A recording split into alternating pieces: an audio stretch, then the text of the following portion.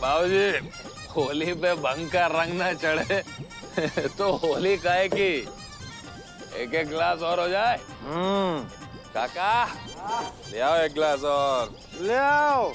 खत्म हो गया बाबूजी, और मंगाए हैं। खाली है। ओ काका। तू पहले ही 10 गिलास गटक चुका है, और पिएगा तो बेहोश हो जाएगा। देखो ना। अम्मा, कछु नहीं होगा, भोलेनाथ का प्रसाद है। सही कह रहा है बेटवा हमारे। और कुछ होगा भी तो ये हमको संभाल लेगा। तुम बेमतलब में काहे चिंता मड़ी बनी बैठी कुंती देवी?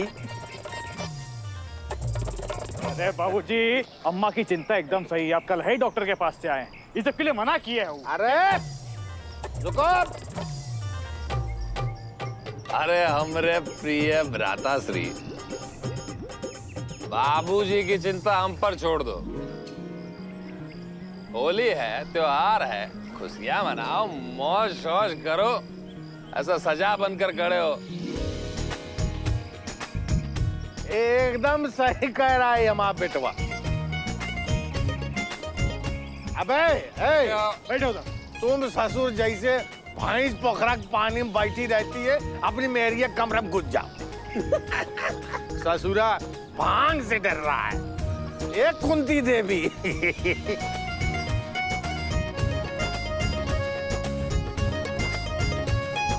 ये है हमारा असली शेर बेटा, एकदम ठाकर।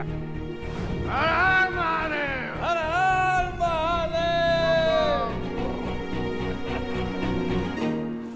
लोमड़ी हमारे शेर जैसे बेटे को गीदड़ बना के ले गई। पूरा घर बर्बाद कर दिया उसने।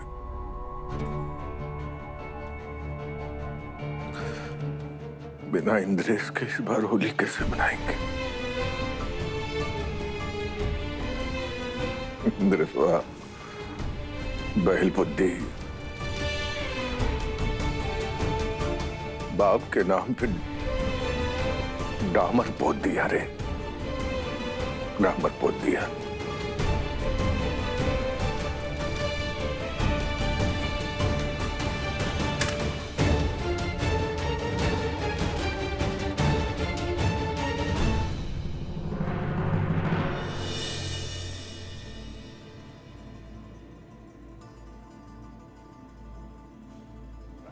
प्रणाम अम्मा।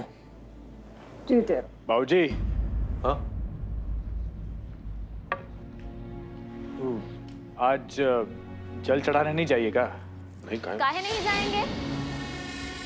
अरे बाबूजी, कलन तो बोले थे कि अपने लड़कों की नौटंकी के चक्कर में अपना धर्म कर्म थोड़ी ना छोड़ेंगे। काहे छोड़ेंगे? हाँ? देखिए जी, भगवान की पूजा करने से शक्ति बढ़ती है, हमारी भी और भगवान की भी। हम जानते हैं ये जताएंगे नहीं, पर ये अंदर से बहुत दुखी हैं, इसलिए आप जाइए और जल चढ़ाइए।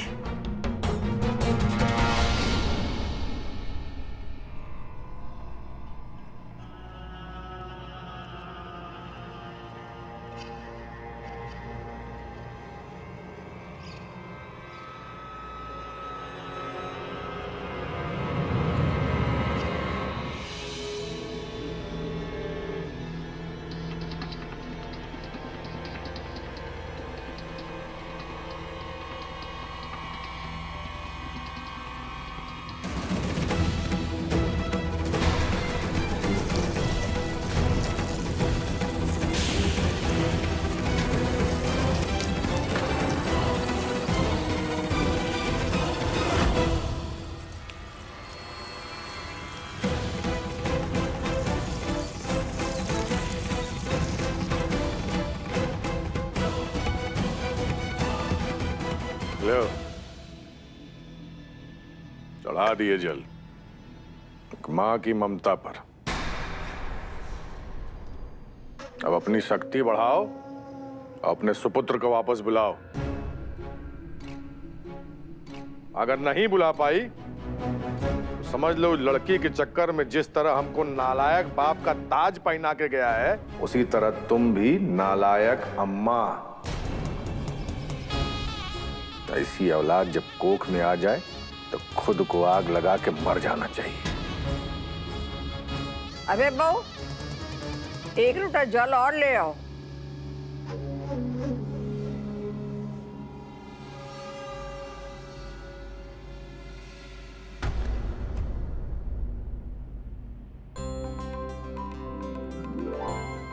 बाबूजी, माँ की ममता की शक्ति काम आ गई। वो देखो आगे इंद्रेश भैया।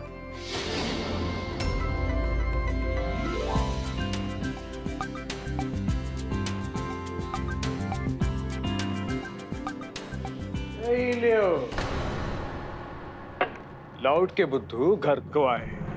अरे हम तो पहले से ही जानते हो, वो लौंडिया जो है ना, वो महल पे राज करने का सपना लेके आ ही रही। अरे एक रात झोपड़ी में बितानी पड़ी, बस सारे सपने स्वाहा हो गए। लो और कर लियो शादी। भाग गई ना। स्वाति कहीं नहीं भागी है भैया। तो तुम भाग कर आए हो, काहे का हुआ? भूखो मर रहे? पैसा चाहिए? कान खोल के सुन लो, कोई एक पैसा नहीं देगा इसको। बाबूजी हम यहाँ कुछ लेने नहीं देने आए, गृह प्रवेश किए थे, उसका प्रसाद लाए।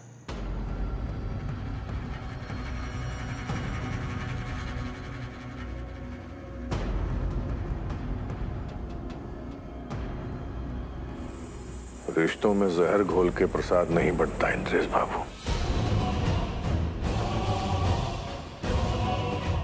किया जी बाबूजी। लाठी लेके आ। जब घर के बेटे नामर्द हो जाएं, तो बेटियों को ही बेटे का फर्ज निभाना पड़ता है।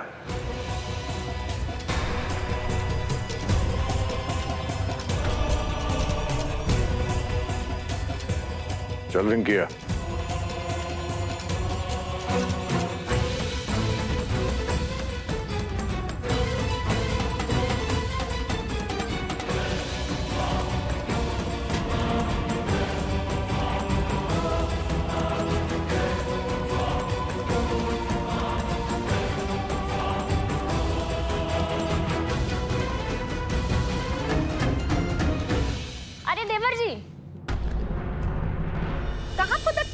चले जा रहे हैं। अब जब घर अपना नहीं रहा तो कौन से अपनेपन से आप घर में घुसे जा रहे हैं? देखिए हम आपको नहीं जाने देंगे।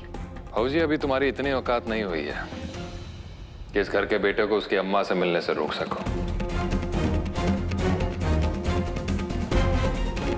इंद्रेश, तू जा अंदर।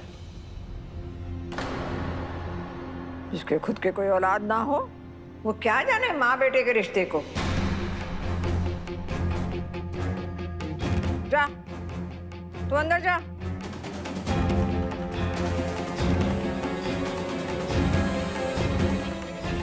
मतलब हद है दादी, हम चाहे जितना काम कर ले, चाहे अपना खोपड़ा जितना पटक ले, पर तुमको घूम फिर के वही बात घसीट के लानी है कि बच्चा नहीं हो रहा।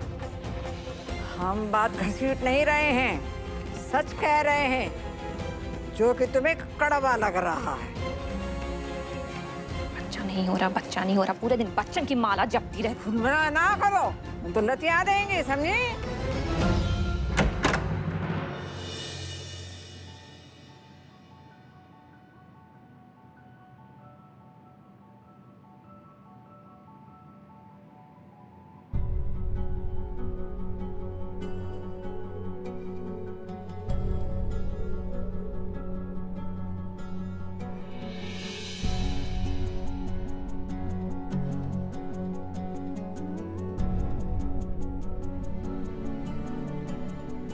याद है अम्मा, एक बात हम हमेशा कहते थे कि जब भी अपना घर बनाएंगे तो गृह प्रवेश की पूजा तुमसे और बाबूजी से ही कराएंगे। पर किस्मत देखो, जब घर बनाए तो हालात ऐसे थे कि दोनों को ही नहीं बुला पाए। लेकिन प्रसाद लाए अम्मा।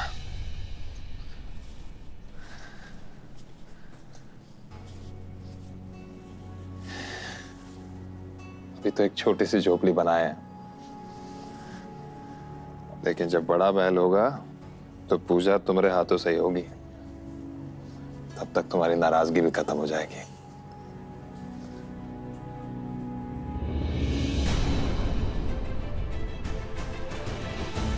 जिस बरसात में हमारे पति को रिश्तों का जहर दिख रहा हो, वो बरसात उसकी पत्नी नहीं खा सकती।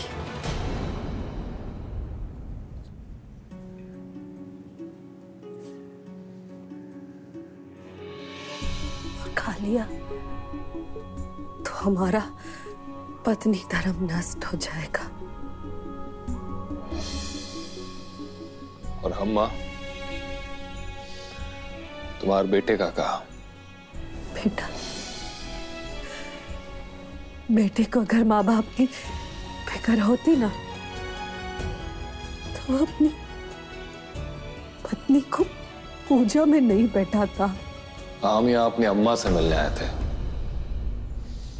पर यहाँ तो हमारे बाबूजी की पत्नी बोल रही है। खैर, कोई बात नहीं। प्रसाद लौटा कर नहीं ले जाते, इसलिए यहां रख रहे हैं। ना खाना हो तो अपने हाथों से फेंक देना।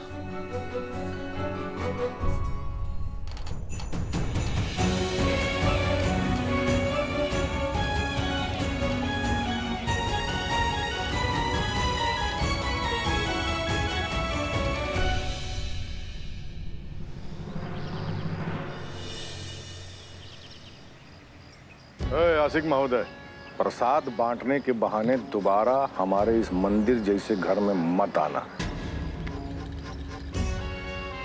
क्या समझे? जी, ध्यान रखें। बेटा इंद्रेश, अच्छा हुआ तुम यहीं मिल गए। बाहर बहुत ही बदनामी हो रही है तुम्हारे कारण। सिंहासन सिंह के नाम से जो लोग थर थर कांपते थे, आज उसी के नाम पर थूक रहे हैं।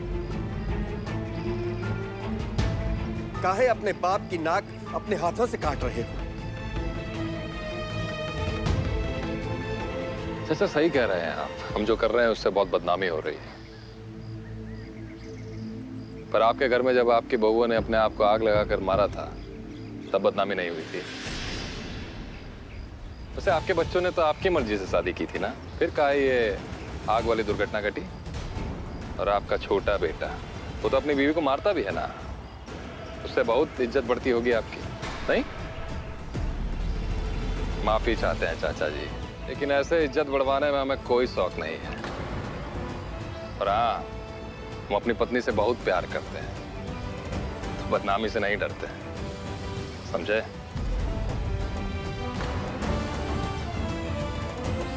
चलते हैं।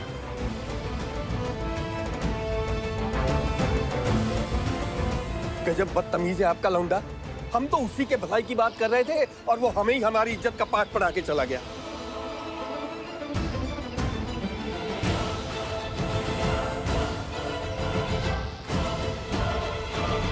हो गया, चलो अब।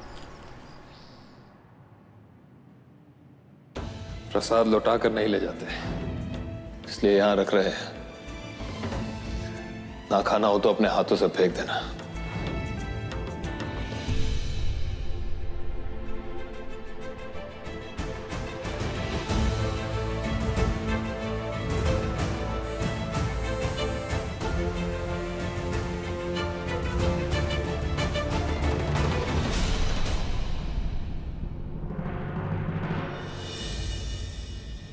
अरे कुंती, भगवान सेंडर, प्रसाद नहीं फेंकते।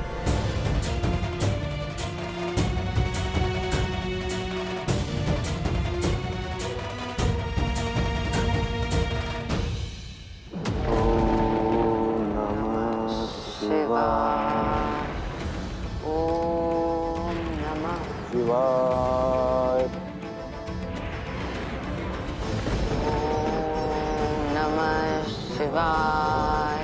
ओम नमः शिवाय।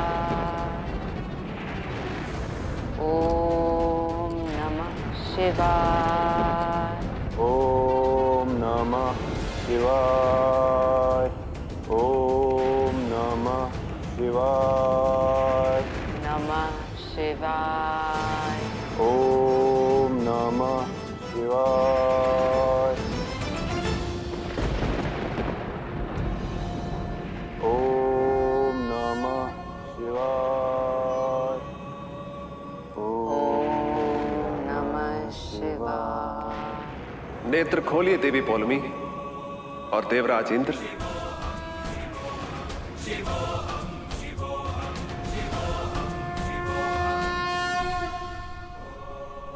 प्रणाम महादेव। प्रणाम महादेव। हम आपकी तपस्या से प्रसन्न हुए। कहें क्या वर चाहिए? महादेव, हम चाहते हैं कि आप हमें ऐसा वरदान दें जिससे देवी संतोषी हमारे प्रभावों को न काट पाए और न ही क्षीण कर पाए। तात्पर्य ये कि जिस प्रकार देव विधान के अनुसार देवी संतोषी को कुछ शक्तियां मिली है, वैसी ही शक्तियां हमें भी मिले, किंतु वो शक्तियां देवी संतोषी की शक्तियों से अधिक प्रभावशाली हो। देवराज, देवी पौलमी को समझाइए, देवलोक में प्रत्येक देवी देवताओं के कर्तव्य और शक्तियों का विभाजन किया गया है। किसी दूसरे के क्षेत्र में जाके अपनी शक्तियों का उपयोग नहीं किया जा सकता। देवी पौलमी की बातों से ज्ञात होता है कि वो पुत्री संतोषी को क्षति पहुंचाना चाहती है। क्षमा कीजिए महादेव, किंतु क्या ये सच नहीं कि देव विधान में सबके कर्मों का परिकलन होता है? यदि हम कोई बुरे कर्म करेंगे तो उसका दंड भी हमें ही मिलेगा। यदि आप हमारी तपस्या से प्रसन्न हुए तो कृपा कर हमें वरदान दें, अन्यथा हम और तपस्या करेंगे। देवराज, अपनी पत्नी का हाथ पकड़िए।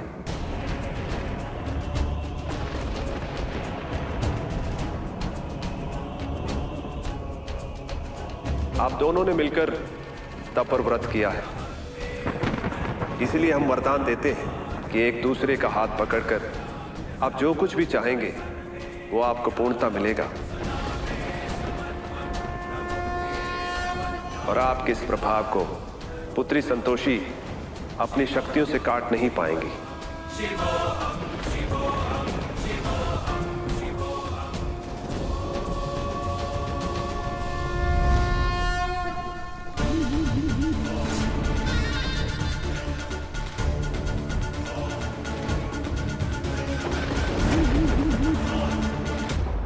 नारायण नारायण, माता पार्वती कहाँ है आप?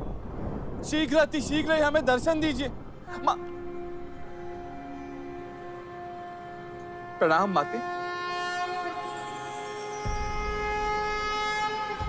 क्या हुआ देवर्षि, आप इतने व्याकुल क्यों हैं? माते, विषय ही व्याकुल होने का है। अनर्थ हो गया माते, घोर अनर्थ। महादेव ने पुनः वही किया जो वो सदैव करते आ रहे हैं। अर्थात माते, महादेव ने देवी पौलमी की तपस्या से प्रसन्न होकर उन्हें वरदान देकर असीमित शक्तियों की स्वामिनी बना दिया है माते। देवी पौलमी ने उनसे कहा कि उन्हें इतनी अधिक शक्तियां दे दी जाए, इतनी अधिक शक्तियां दे दी जाए कि माता संतोषी भी उसका काट न कर सके। माते, महादेव ने तथास्तु कह दिया।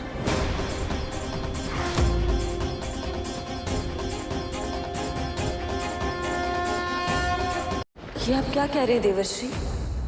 उन्होंने पुत्री संतोषी के बारे में तनिक भी विचार नहीं किया? हाँ माते, यही बात हमें भी विचलित कर रही है कि देवी पौलमी के विषय में ज्ञात होने के पश्चात भी महादेव ने उन्हें वरदान कैसे दे दिया।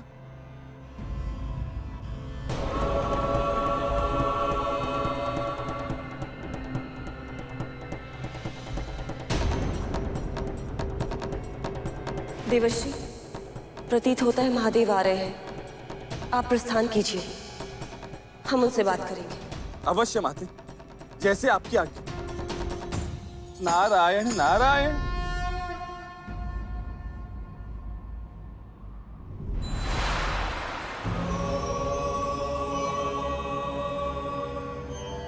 क्या हुआ देवी?